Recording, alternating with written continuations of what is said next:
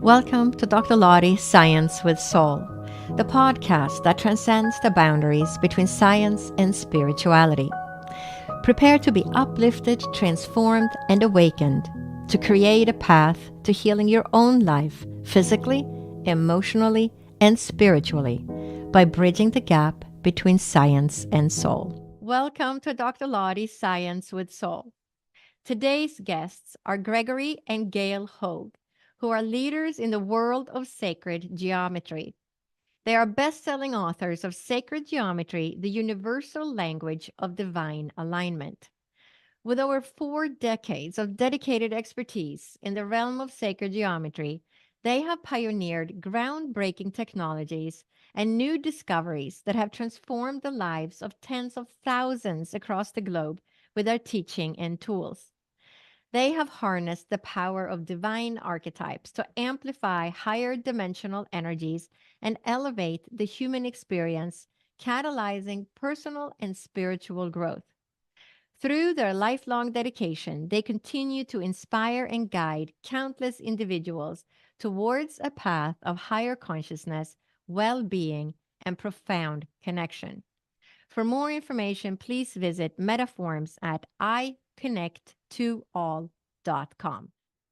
So, welcome, Gail and Gregory. It's such an honor to have you both as guests today. Thank you. Uh, Thank you, Dr. Lotte. We've been looking forward to this. it's going to be such fun sharing with you because we feel so aligned already.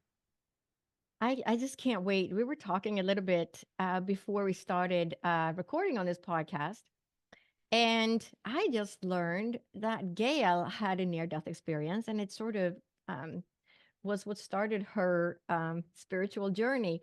So, would you like to share your near-death experience with the audience? Absolutely. And, I think where I actually want to start to begin with is that when I was about 3 years old, something happened. It was like I had this epiphany. And being three, I couldn't really put words into it, but I had this striking feeling that I was here for a purpose. And I remember I was outside playing. I ran inside to tell my mother, and she kind of went, "Oh, that's nice, dear." And so obviously she didn't understand what I was going through. So it takes many years sometimes before we really get to understand what some of these experiences and messages are really about. And when I was in my late teens, I got very ill. I had pelvic inflammatory disease, and I went into the hospital, not thinking that I was all that sick, but I kept getting worse and worse and worse until I got to that place where I was like running like very, very high fever and delirious. Nothing was working. They were putting me through all of these intravenous feedings of antibiotics. Nothing was working. And so I saw myself going down this tunnel. And it was amazing because it was totally peaceful. There were all these lights around me.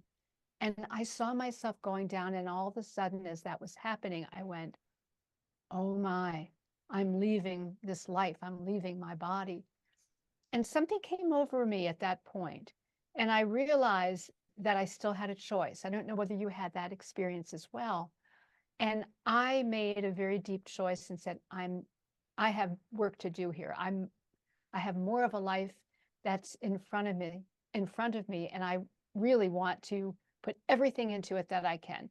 So I remember virtually pulling my energy back into my body. And at that point, things changed. My temperature started going down. I started to respond to the treatments. And it took a while before I actually was healed again. However, I made that humongous turn. And what was so profound about that is that because I had previously had a real fear of death, I realized there was nothing to fear. It was really about this beautiful experience, this wholeness, this unity. And as a result, I embraced death in a very, very different way. And it took me then into my spiritual journey because I had to understand what was going on. So that's kind of, what jarred me. Wow. And then how did you both get into sacred geometry? Well, excuse me. Um, Basically, I went through a Kundalini experience, a number of them, in late 70s, about 1980 is when it culminated. Um, if your listeners aren't familiar with that, that's a Hindi term where the energy starts flowing up from the earth through the body, in essence, reaching back towards spirit to make that connection. And partially it sounds like a lovely experience. It had many frightening, painful aspects to it. And it went on for years, and it took me a long time to balance it. What set it off was a pyramid that I built with a friend, where back in the late 70s, we spent over 50,000, which today would have been closer to $250,000 on building this 10-foot high pyramid that we took turns sleeping in. And when the energy started moving through me, it was like cold fire. It was at times, I thought this is what it must be like to be schizophrenic, because I was sailing through the universe. I was communicating with non-physical beings. I was having a difficult time relating to my physical body. And I had literally so much energy going through me that in the center of both hands and the center of my feet, I had holes being burned through my flesh.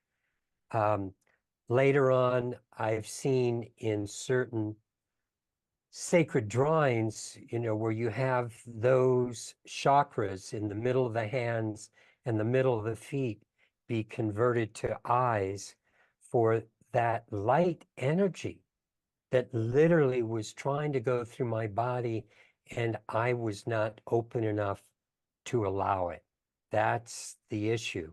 So after that calmed down and I started getting information from higher aspects of our being, of my being, and I started building geometries.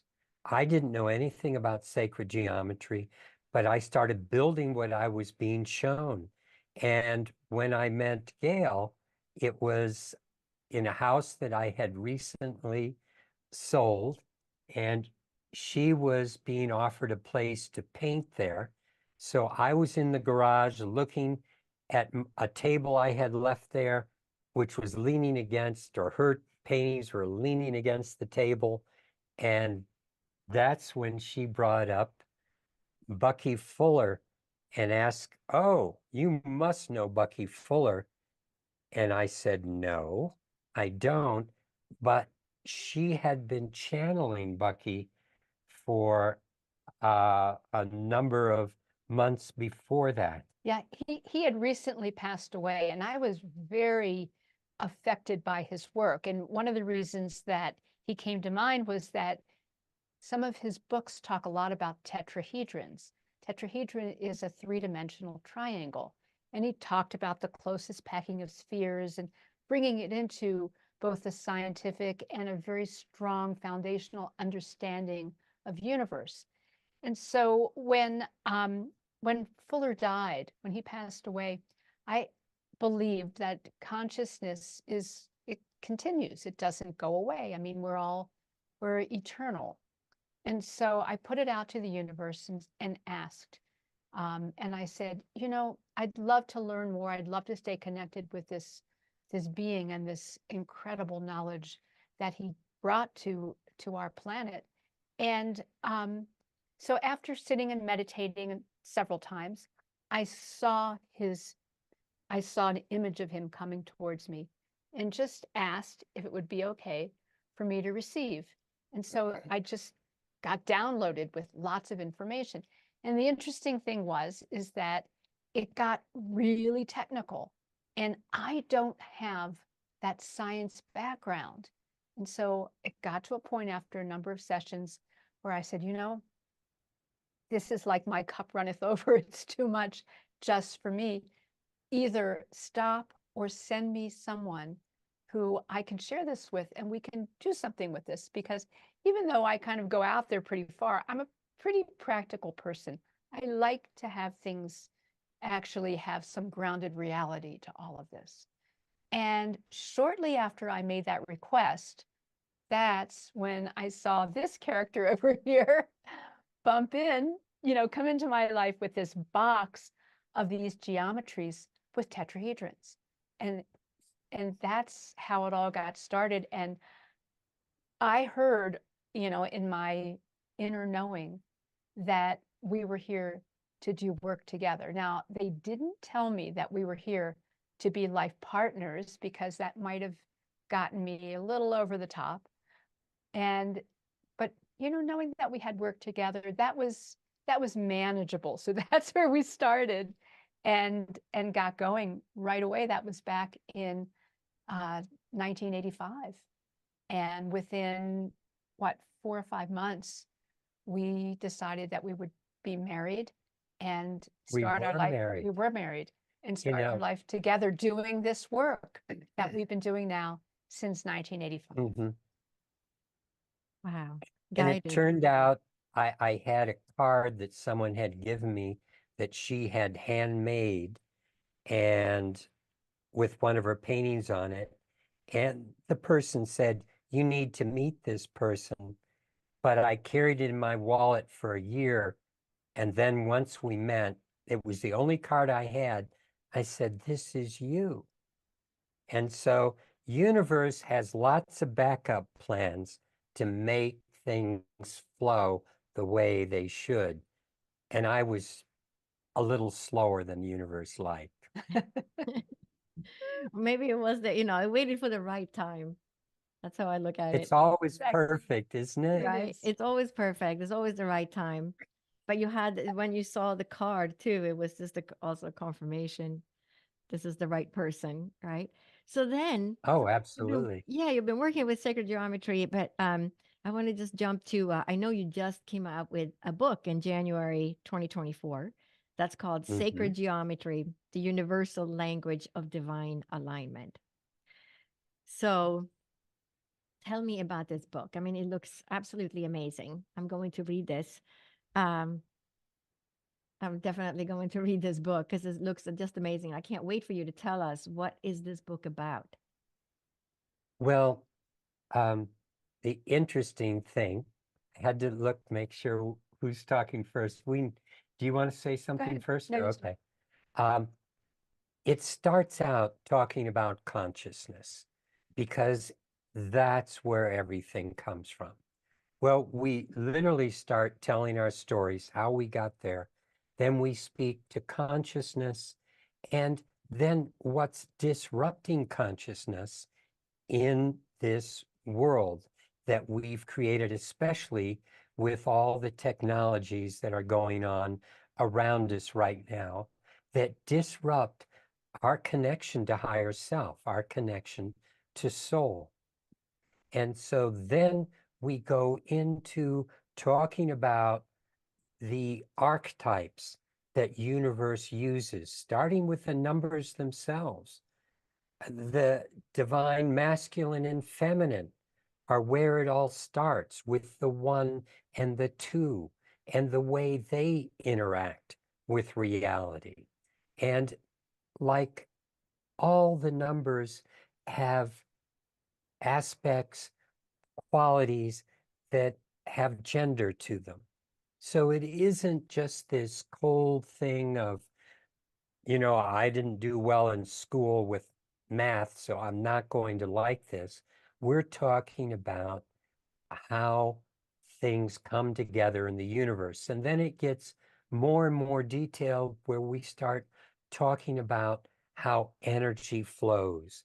And energy flows through harmonics, relationship. And everything in universe follows these amazing relationships.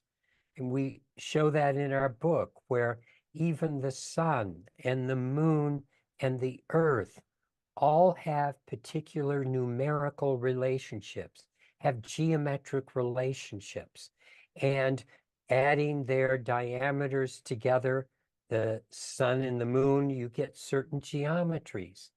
And the moon and the earth, you get other geometries, like this one next to me.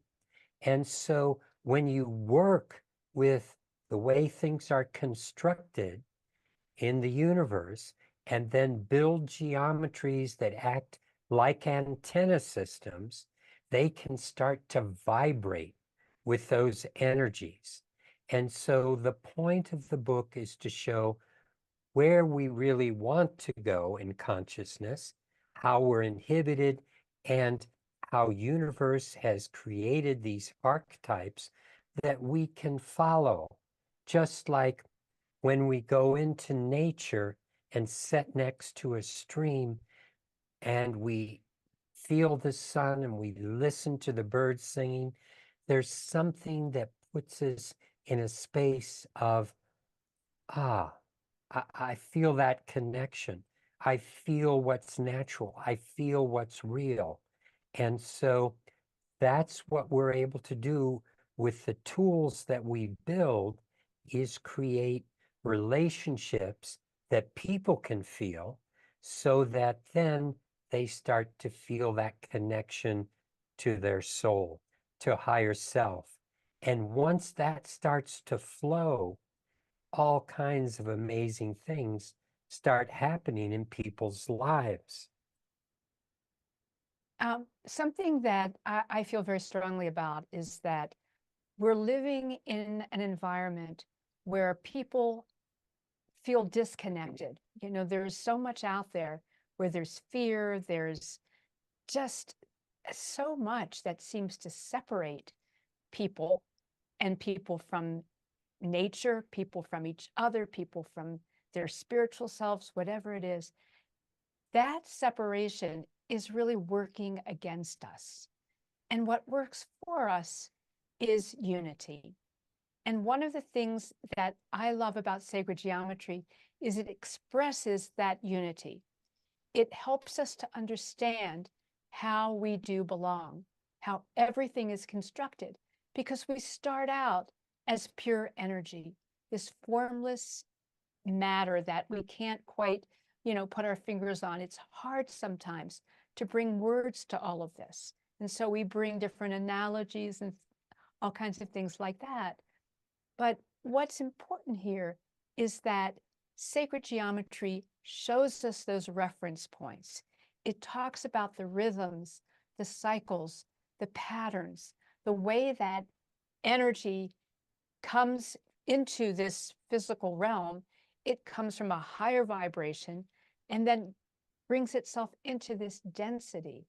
And it does it in very predictable ways.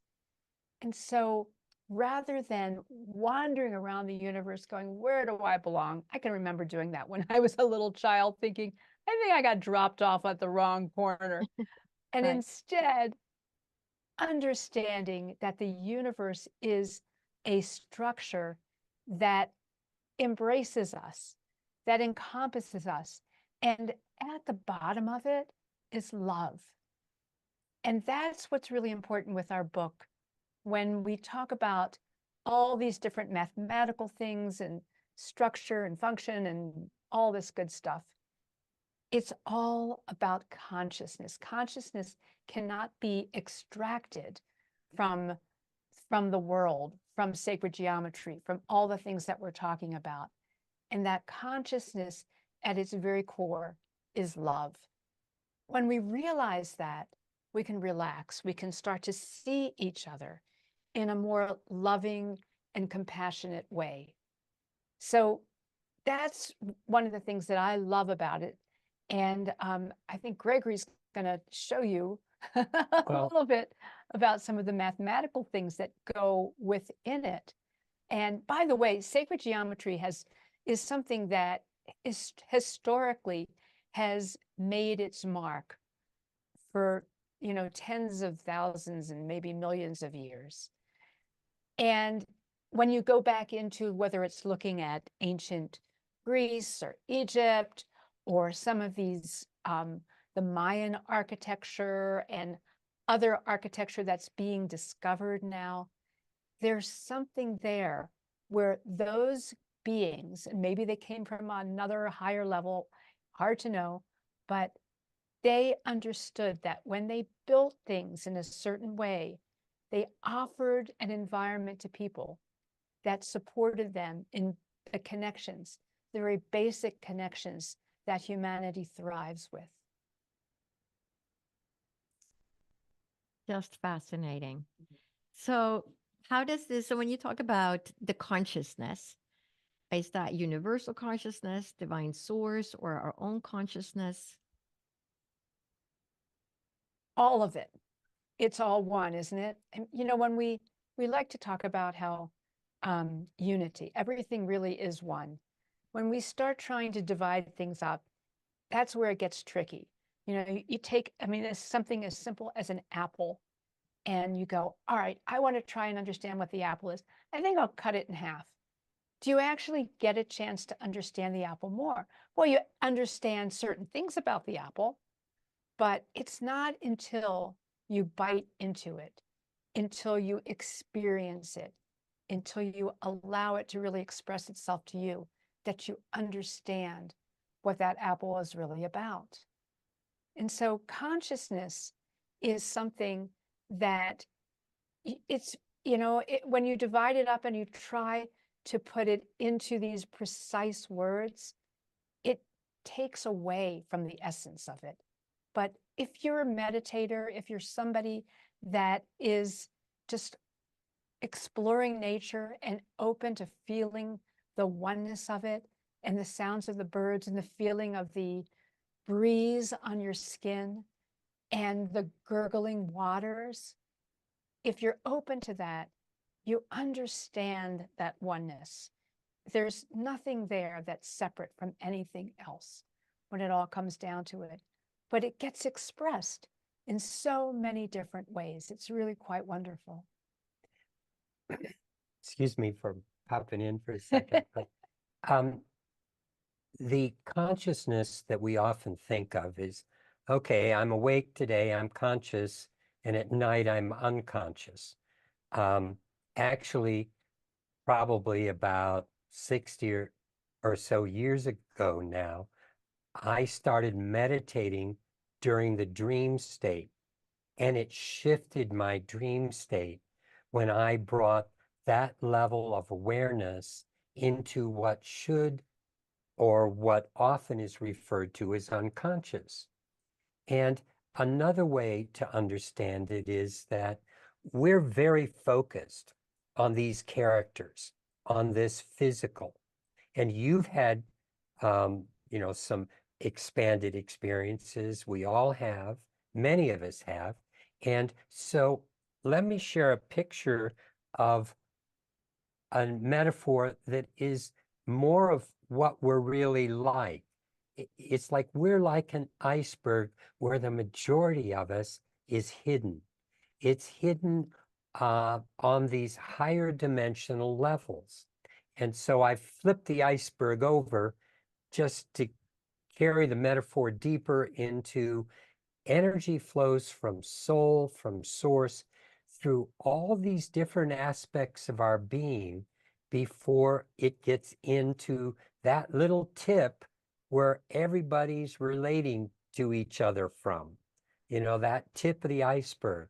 But the emotional part happens on a higher dimensional level. And some people can see auras and the emotions around the body, but it's invisible to many of us, as are our thoughts and what's going on mentally. So the thing is, that energy flow is important to maintain from source through all those aspects of our being. And another metaphor is like the ship pumping oxygen to the deep sea diver, where we are totally dependent upon soul. If soul pulls the plug, we are out of here. It's that disconnection that is what's referred to as death. And another thing we talked about are all the things that come in between. And that's where we were referring to the electromagnetic pollution, the stress, negative emotions, toxins, judgments, and beliefs. All these things disrupt that flow and limit our consciousness, because our consciousness has the ability to expand from this little body to those higher levels of being. We can more thoroughly understand our emotions and sometimes sidestep some of the things we might say or do as we become more in control of our emotional body or our mental body and the things that cause stress. I mean, the more connected you are to these higher aspects of your being, there's less and less reason for stress. Even the things that happen in one's life, and that's recently we've had some, really intense things happen. But when I ask Spirit, is this your intent to have us do this in response to that? And I hear yes. If I were simply going with that tip of the iceberg, which is what we call ego, because the ego is what's invested in this reality. It's invested in our personality. And if anyone takes a chip at it, we react negatively. We react hurt. We react angrily. All kinds of emotions that get wrapped up in the little bit of our being. So I think on the bigger sense, what we're talking about is consciousness is expanding to the fullness of your being so that you're able to relate to soul, know what you're being asked to do, and not being blocked by all these less important things in the tip of the iceberg, our little physical reality. Now, you mentioned the electromagnetic field and how that interferes with our own vibrations.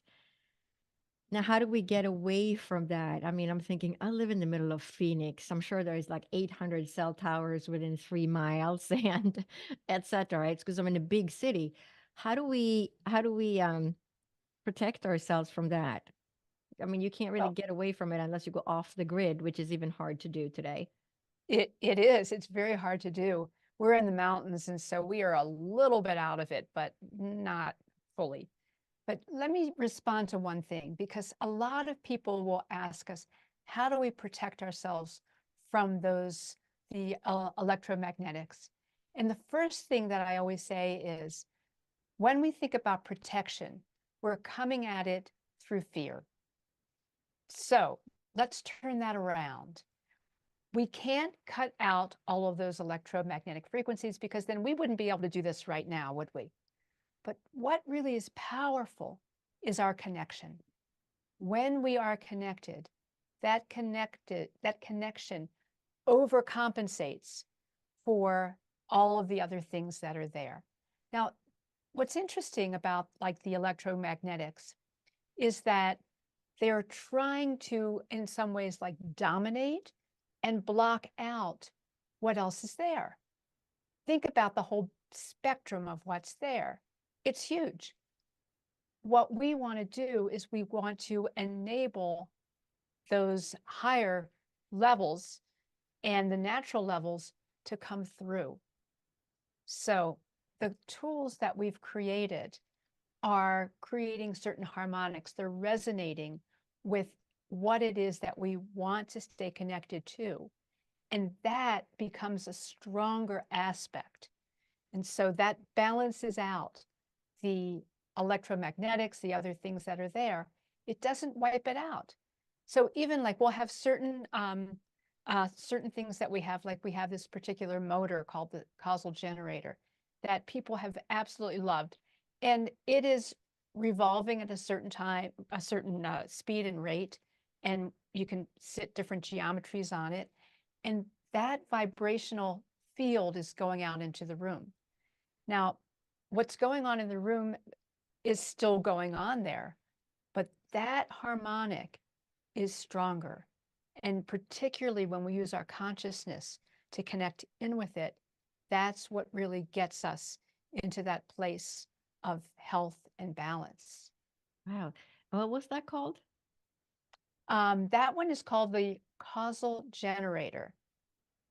Causal generator. And yeah, and we have a website, iconnecttoall.com, where we have all these different tools that we've created over these years, and they support people's energy, the environment in a home, in an office, in a healing center, wherever, so that we don't have to come at it from how do we get rid of those problems. Instead, how do we accentuate the balance, the harmonics that support us in a healthy way.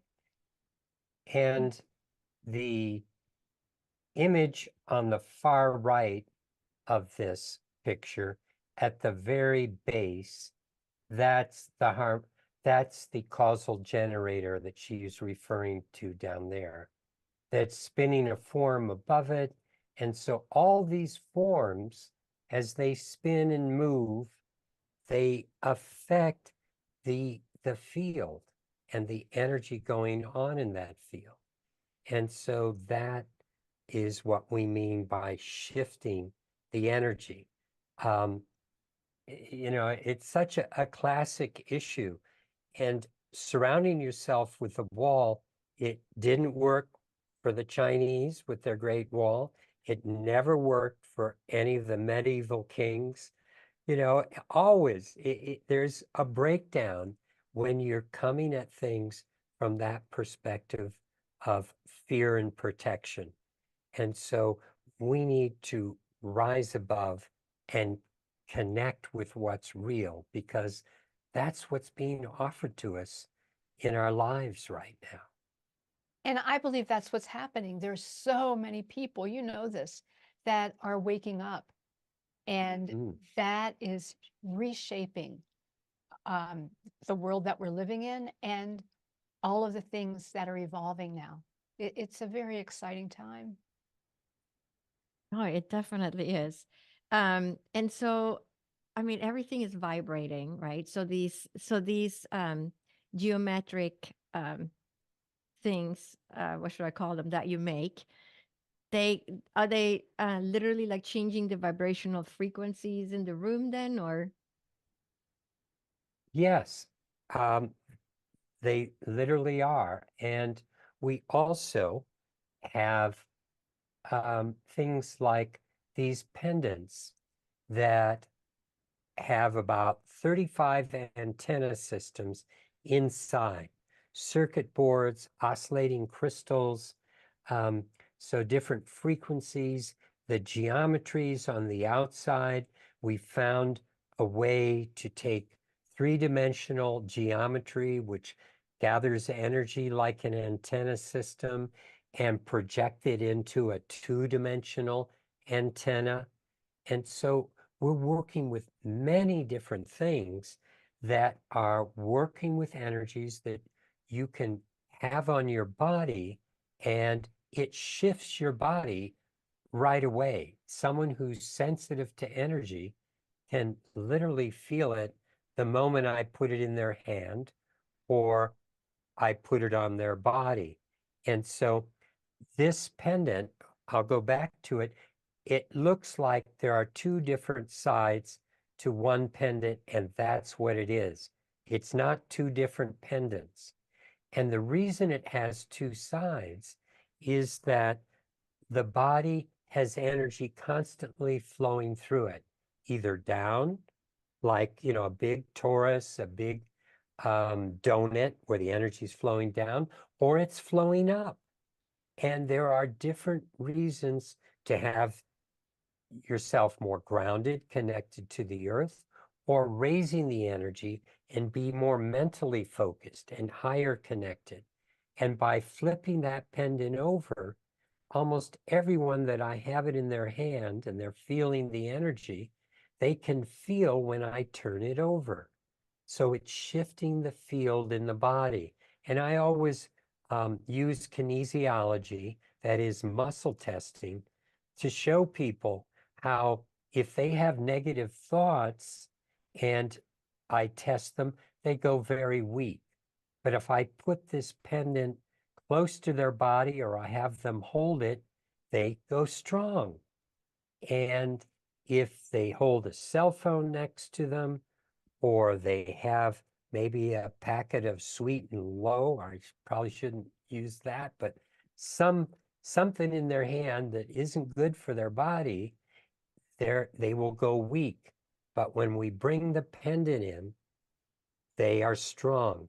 That means that they're connected. Often it doesn't mean you can eat this stuff. You still should watch what you eat. You still should meditate every day, connect, all these things that we know to be good for us. But the point is, the way things really start affecting us negatively over time is through disconnecting us from soul, from spirit. Ultimately, that's the reason for all disease and all difficulty. It's that somewhere in the chain of who I am, from soul into full manifestation here in this dimension, I've disrupted things. Maybe I'm stressed on some level, mentally, maybe emotionally. I am angry and not letting go about something. Eventually, it shows up in the physical with disease or difficulty. And it's up to us to understand where that started and start to heal it. And with these tools, they are all supports to get us into that place of connection. And then it's easier to understand, oh, how this happened. It makes a little more sense. Or the intuition, comes up a few notches, the ability to work through things faster becomes easier when we're working with these tools, because it's like we keep saying, being in nature. It's having that ability to relax, step back and go, oh, it's just my life. I don't have to take it so personally. And we get so caught up in this character. We get so worried about things. It becomes a painful experience rather than saying, oh, I can do this. It's not such a terrible experience after all. We do that with kids so easily. We say, this is what you should do. But we have a hard time hearing that for ourselves. And that's hopefully what we all start doing more and more with each other as we connect to the bigger part of ourselves and start listening to soul, which has some very good ideas, but it's hard for us to hear them. You went through some near-death experiences, Gail did. I went through Kundalini to shake us up and allow us to hear a little more fully what's coming from spirit through our heart center. I think that's the doorway into this world, is our heart chakra. It's so fascinating. So all these different geometrical shapes, um, how would somebody, like for the listeners, if they think, well, I tend to have a lot of stress in my life, or I tend to be anxious, or I have this chronic illness that I can't get rid of. I wonder if this is something that could help me. So if they go on your website, are there certain things that they should be looking for, or things that you'd feel could help them? Well, we usually suggests that the first thing people do is consider one of the pendants because they can have it with them all the time and wear it on their body over their heart chakra. And so that's a great place to start. And I mean, we've had experiences with people that are 911 operators that have seen their lives change and the stress levels go down. We've had prison guards tell us that prisoners in high security prisons start treating them better when they're wearing these because it changes your field. We had a grandmother that said, my grandkids used to run away from me, and now, since wearing your pendant, they crawl all over me. They're attracted to the energy. And so even if you don't notice it at first, your significant other may. I mean, it's like I had this one couple come in that were, I think, in their late 70s, early 80s, and they bought some pendants. A couple weeks later, they were back to buy something else because they went, wow, this works. We want to try something that will shift our home. And he leaned over and he said, what I like about the pendant is my wife doesn't yell at me as much anymore. And she overheard us and looked at him and said, I don't have to. So they both shifted their reality, and together it was such an uplifting, positive experience for both of them. Yeah, just that's fun. I mean, it's just fascinating how we are all, tied into these geometrical shapes. So I have so many questions here. So let me see. Um, how does your work help foster spiritual growth? Well, I think that that's a lot of what we've been talking about, that it supports us in those divine connections.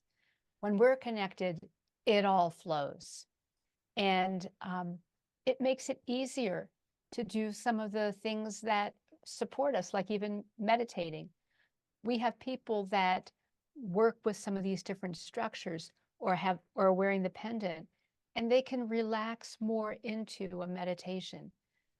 A lot of people say they have trouble meditating because I think they have certain expectations. When we let go of that and we just show up, we just are, things start to happen. And these tools help that along. We have a special form that we love to meditate under called the Merkaba of Oneness. And if someone wants to see it on our website, they will. And I find that for me, it just helps me just elevate, bring up that energy and go to such a deep, high place really, really quickly. So, sometimes in, 10, 15 minutes, I get a really strong, deep meditation that just serves me for that day. It's wonderful. So, people will feel all these different things. Another thing that's really interesting is that these are structures that are representing nature, how nature is created. And so sometimes people will recognize these images. It's like, oh, I saw that in a dream, or I saw that in a meditation, or whatever. There's a recognition that there's something there. And I think that's really important to pay attention to. It supports intuition. And that's a part of us that I think is so critical in our spiritual growth, that we listen to that inner voice, that we do the things that accelerate our ability to work with it. And our tools are absolutely wonderful with that. I remember when we were first designing the pendant, and I've always been a very intuitive person. And when I first put that pendant on, I spent the next couple of days and went, whoa. I mean, like my intuition, that quality of being able to hear and know just accelerated drastically, tremendously. So these are, again, they're putting us into that resonance so that we can work with the qualities that are really just natural to who we are. And I was reaching over to lift this up. This particular form, we move it over the body, kind of in circles, figure eights, and it opens up the chakras. It moves energy in. It helps to balance the body and clear things out. And something that is also important that it does, you can take intent, words, and moving through it, it works like a filter to upgrade the energy. So I'm going to do an experiment to just see if maybe you can notice this coming through right now. If I send you love and healing, and then when I start talking through here to send you love and healing, could you feel a little difference when I sent you love through this geometry? Actually, I did. I felt, Isn't that interesting? yes, I felt energy actually going up from the bottom of the sacrum and up. I felt an energetic rising of energy. And let's, if you start focusing on that spiral into your heart, you can open the heart and allow that love to come up and move and just feel that energy Mhm. moving upwards. Yep. I honestly feel it. Mm. Yeah. Isn't that curious Yeah. that over this distance, Yeah. this this geometry is capable of shifting the energy? And it's more than, Mhm. it's like taking our thoughts and crystallizing them on another level of being. And Mhm. so for people that have aches and pains, this helps a lot for relieving pain Mhm. because it opens up flow of energy. And so often, pain is blocked energy. It's where we're knotted up. Mhm. And that's an interesting way of the double entendre of knotting, because, it's not only tied up, but it's not available for flow. It's not available for experience. It's not available for connection. Mhm. And it's just remarkable what can be done. And so it's fun. Thank you for being such a good patient in my experience. I love it. It's fascinating because you wonder what medicine is going to look like 50 or 100 years from now, because Mm. I feel like there's, we're learning so much about the fact that we're just energy in the end. And, how do we really heal people? Western medicine is great at saving a life, but other than that, it's not so great at any kind of chronic disease, right? So you have to branch out. And I always tell people, you got to just do it all because it's in your physical, but you also have to add the energetic and spiritual and emotional component in order to create that healing. But the geometrical shapes is just, a wonderful opportunity to create that healing and to tune into that, because we are energetic beings and we come from that. We are part of that. Absolutely. Modern medicine, they are incredible mechanics, Yeah. but again, they're focusing on the tip of the iceberg. Yeah. That's not the fullness of who we are. And so I think for any of us that start seeing anything that's creating separation or working with fear, let's step back and find a more expansive way, a more loving way, a more connected way, because that's when we're going to be closer, I think, to the path that's going to be supporting us. Yeah, absolutely. And for people who are watching this on YouTube, and for people who are listening to this on one of the audio channels like iTunes, Spotify, you might want to take a look at the YouTube because they have all these great slides that they have been showing us in different geometrical shapes. So if you're curious as to what they're talking about and you're just listening to this, then jump onto the YouTube so you can take a look at all these wonderful geometrical shapes. And you have 3 geometrical shapes on the screen that has been hanging. What are those 3 shapes that we're seeing on the screen? Well, remember how I said there were some things about the way the moon and the earth related to each other? Well, let me take you into that right now. And very quickly, these are the platonic solids, these different colored shapes. There are only 5 of them. But if you take the number of degrees in these top 3 and you add it together, you get the diameter of the sun.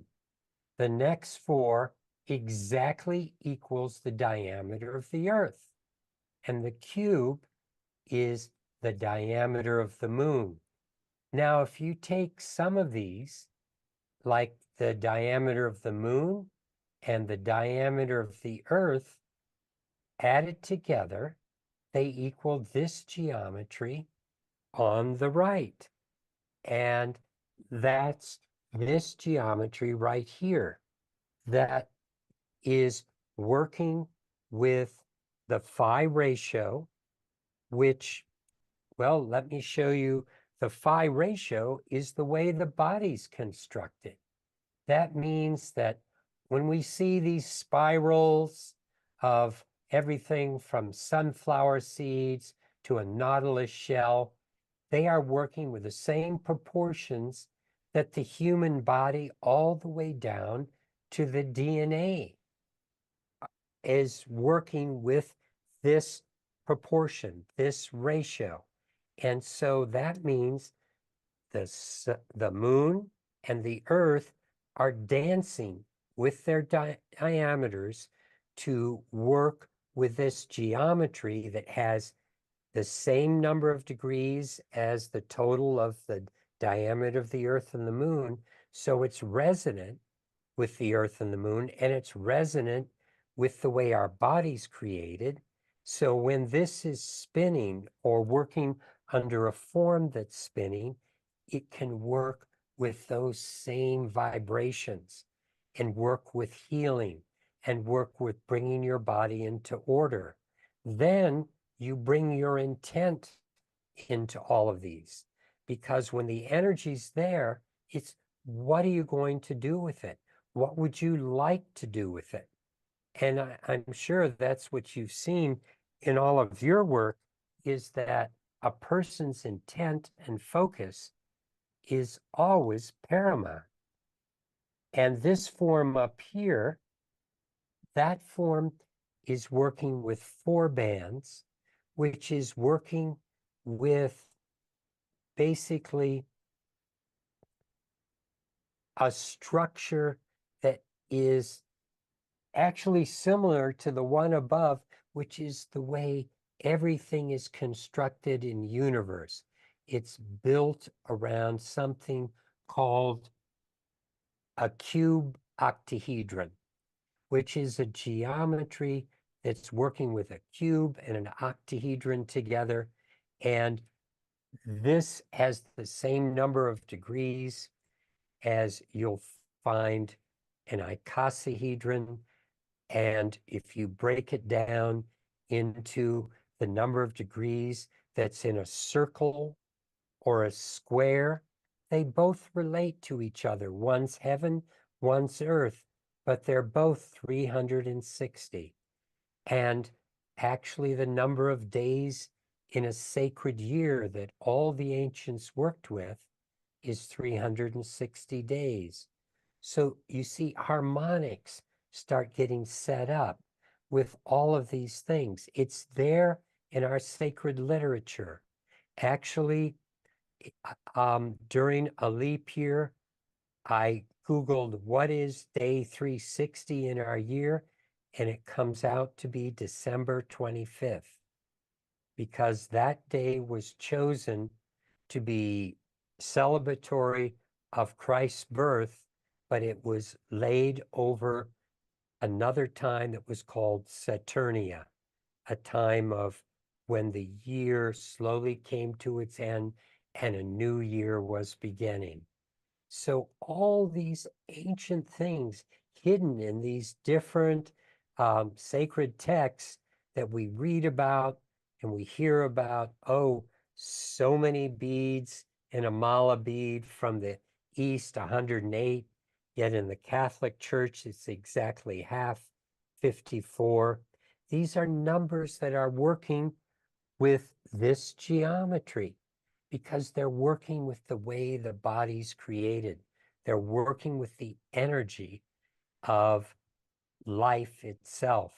And yet we look at these things in these sacred texts and we read about it and we don't realize where have they come from, but some ancient knowledge that we believe existed before the deluge over 9,600 years ago, when the earth had some close encounters with celestial, what I mean to say, actually comets that were breaking off and going into the ice caps that were much lower at that time.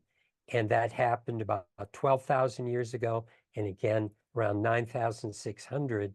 And so whatever culture existed, civilization existed before that time was destroyed. But a lot of these ancient numbers and figures and thoughts about working with energy survived in all these cultures, from the Sumerians to the Asians to the Egyptians to the Mayans. We'll see similar numbers and similar geometries. And so that's talked about in our book a little bit too. Well, it's just been wonderful to have you both as guests on the podcast. How can people learn more about sacred geometry and learn more about your work? A great way is to get our book, which has just been published in January, and that is Sacred Geometry, the Universal Language of Divine Alignment. You can find it on Amazon, Barnes & Noble. We also are beginning to sell the paperback on our website. And you can go to our website. We have a special page about the book. That's iconnecttoall.com/book.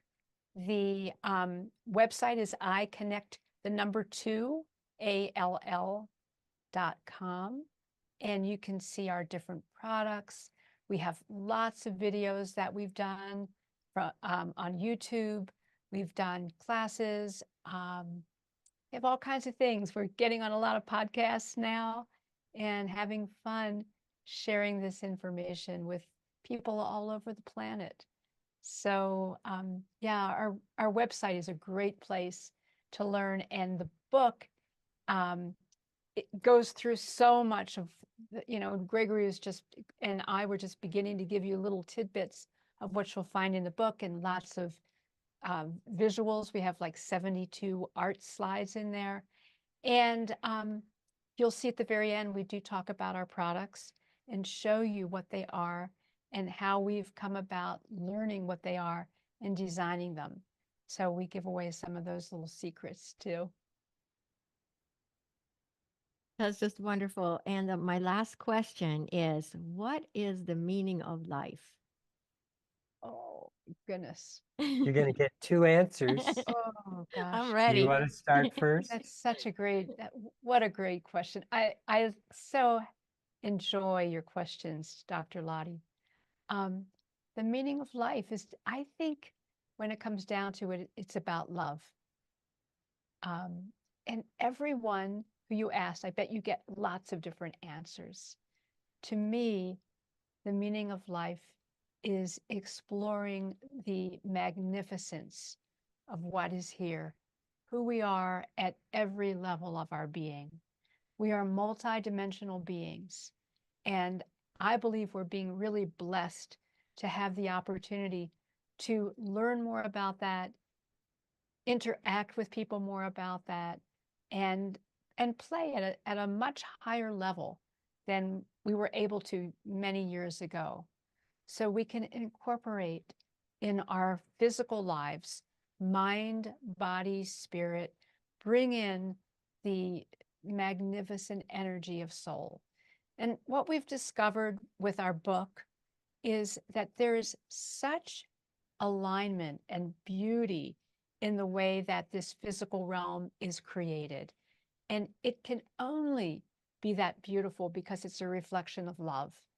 And the more that we engage in that, the more we can grow into what that love means and express our lives in ways of greater love and compassion and health. I love it. Beautiful answer. Thank you. Oh, she didn't leave me much room to Oh, add you, anything. I'm sure you're going to come up with That's, something. I'm know. sure you'll think of something. But that is the real beauty of it. I don't have to think of it. That's the joy of being connected to spirit.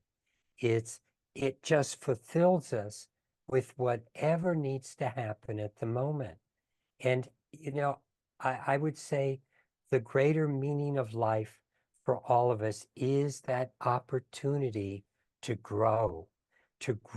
And that's what Gail is referring to grow in love, to grow in understanding. It's an opportunity to evolve our spiritual awareness, to evolve our spiritual consciousness, which is saying the same thing that she's saying. It's like we're here, and it's like it's so wonderful to realize that we are here and there is a purpose, and that purpose can be so unique for each one of us, and yet it is the same for all of us because we are connected. And as we evolve in our connection to spirit, we evolve in our connection to unity, to that place that we are all dissolving into more and more. And universe celebrates the diversity of what's coming back into connection with all, so that we can express that love in all those multifaceted ways that we didn't even know was possible when we were younger. But as we get older and older, we keep going, yeah, there's more and more that I could be doing. And so I want to explore that. I love it. Beautiful answer as well. So thank you so much for taking the time to be a guest on the podcast today. It was a pure pleasure to meet both of you. Thank you so much. Oh, Really yes. enjoyed getting to know you and love to hear more about your story too. We'll need to check out more. Yes, indeed. As we conclude this episode, I want to express my heartfelt gratitude for your presence within our community. If you haven't yet, make sure to subscribe, leave a review, and share this podcast with friends and family. Subscribe to my newsletter in the show notes and receive new podcast episodes delivered right to your inbox. If you resonate with the interconnectedness of mind, body, and soul, and are motivated to embark on a journey of personal healing, I invite you to connect with me at drlotte.com. Together, we can pave a path towards transformative healing in your own life.